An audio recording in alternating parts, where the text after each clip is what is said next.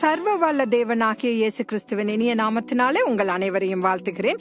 இன்று பழைய ஏற்பாட்டில் தேவ திட்டம் என்ற தலைப்பில் நாம் தியானிக்கலாம். நம்முடைய தேவன் குழப்பத்தின் தேவன் அல்ல, ஒழுங்கின் தேவன். அவர் செய்த மற்றும் செய்ய போகும் ஒவ்வொன்றுக்கும் ஒரு தீர்க்கமான திட்டம் மற்றும் நோக்கம் உள்ளது. அவற்றை நம்மை போன்ற அழிவுள்ள சாதாரண மனிதர்களால் புரிந்து கொள்ள முடியாது. நம் தேவன் ஆரம்பத்திலிருந்து முடிவு வரை எல்லாவற்றையும் அறிந்த சர்வஞானியாக இருக்கிறார். ஆதாமும் ஏவாளும் அறியாமையின் காலத்திலிருந்து மனசாட்சியின் காலத்திற்குள் சென்ற போது தேவன் தம்முடைய சட்டங்களை தம்முடைய அன்பான தேவ பிள்ளைகளுக்கு கொடுக்க முடிவு செய்தார்.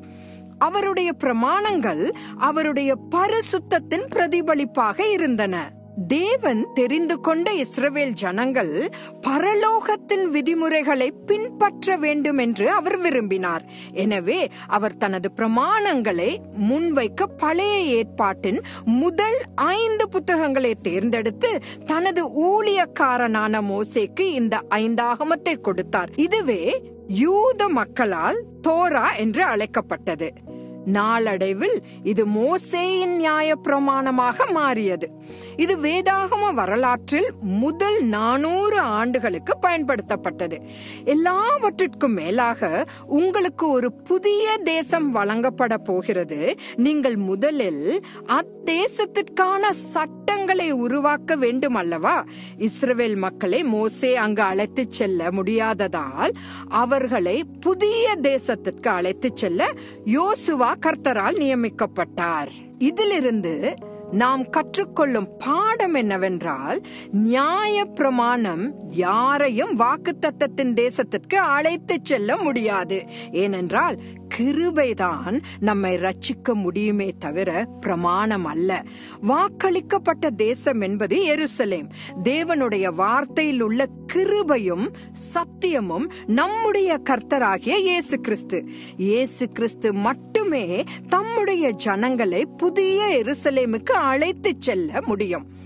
பின்பு மோசேயின் மூலம் கர்த்தர் ஸ்தாபித்த பிரமாணங்களை நடைமுறைப்படுத்த நியாயாதிபதிகள் நியமிக்கப்பட்டனர். நியாயாதிபதிகளுக்கு பிறகு ஒவ்வொருவரும் தங்கள் சொந்த பார்வைக்கு சரியானதை செய்ய தொடங்கும் ஒரு காலகட்டத்தை அடைந்தனர். ரூத் புத்தகமானது புறஜாதியாரை தேவன் அவருடைய மீட்பின் திட்டத்தில் இணைத்தார் என்று நமக்கு போதிக்கிறது. ஏனெனில் கிறிஸ்துவின் மாதிரியாக இருந்த போவாஸ் என்ற மனிதனை அவள் மணந்தாள். சாமுவேலின் புத்தகம் 1வது அதிகாரம் தேவன் தாமே அவர்களின் ராஜாவாக இருக்க விரும்பினாலும் ஒரு தலைவர் வேண்டும் என்கிற மக்களின் விருப்பத்திற்கு சவுலை தேவன் வழங்கினார் என்பதை காண்கிறோம். 2 சாமுவேல் புத்தகத்தில் கர்த்தர் தாவீதை ராஜாவாக தேர்ந்தெடுத்தார். இறுதியாக ராஜாக்களின் முதல் புத்தகத்தில் சாலமோன் மகிமையையும் சமாதானத்தையும் பிரதிநிதித்துவப்படுத்தினார். அது கர்த்தரின் பிள்ளைகளுக்கு ஒரு பொற்காலமாக மாறியது. இந்த சமாதான காலம் இறுதியில் வரவிருக்கும் கிறிஸ்துவின் 1000 வருட அரசாட்சியையும் குறிக்கலாம். ஆகவே தேவன் பழைய ஏற்பாட்டிலேயே நடக்கவிருக்கும் சம்பவங்களை நிழலாக நமக்கு தந்துள்ளார். அவ்வளவு பெரிய ஒரு மகத்தான தேவனை நாம் சேவிக்கிறோம். மறுபடியும் நாளை சந்திக்கலாம். ஆமென்.